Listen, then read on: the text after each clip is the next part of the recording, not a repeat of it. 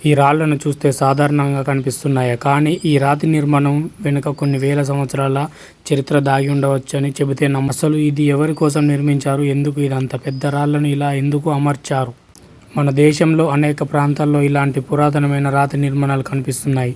వీటి వెనుక సాధారణంగా మెథిలిక్ సమాధులు లేదా డోల్మాన్ తరహా నిర్మాణాలను పిలుస్తారు. పెద్ద పెద్ద రాళ్లను నిలబెట్టి వాటి మీద మరో భారీ రాయిని పైకప్పులాగా అమర్చడం ఈ నిర్మాణం ప్రత్యేకత. ఇలాంటి నిర్మాణాలు ప్రాచీన సమాజంలో మరణించిన వారిని ఖననం చేయడానికి లేదా అంత్యక్రియలకు సంబంధించిన మార్మిక నిర్మాణాలు ఉపయోగించి ఉండవచ్చని పురావస్తు పరిశోధన సూచిస్తున్నాయి. అంటే మనం ఇప్పుడు చూస్తున్న ఈ రాళ్ళు కేవలం రాళ్ళు కాదు, ఒకప్పుడు ఇక్కడ జీవించిన మనుషుల చరిత్రకు గుర్తులు కావచ్చు. కానీ అసలు మిస్టరీ ఏమిటంటే, ఇంత భారీ రాళ్లను వేల సంవత్సరాల క్రితం అప్పటి మనుషులు ఎలా పరికరాలు లేకుండా ఎలా తరలించారు?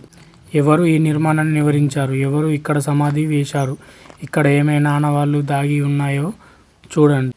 200 సంవత్సరాల నాటి సమాధి అని చెప్పడం ఆసక్తికరంగా ఉన్న ఖచ్చితమైన వయసు తెలుసుకోవాలంటే పురావస్తు పరిశోధనలు, తవ్వకాలు లేదా శాస్త్రీయ ఆధారాలు అవసరం. అందుకే ఇలాంటి ప్రదేశాలను మనం కేవలం భయపడాల్సిన ప్రదేశాలుగా కాకుండా మన పూర్వీకుల చరిత్రకు సంబంధించిన విలువైన ఆనవాళ్లుగా గుర్తించాలి.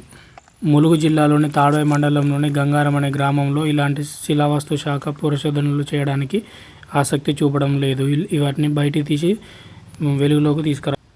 మీకు ఈ రాతి సమాధి గురించి మరింత చరిత్ర తెలుసుకోవాలంటే కామెంట్లో చరిత్ర అని పెట్టండి.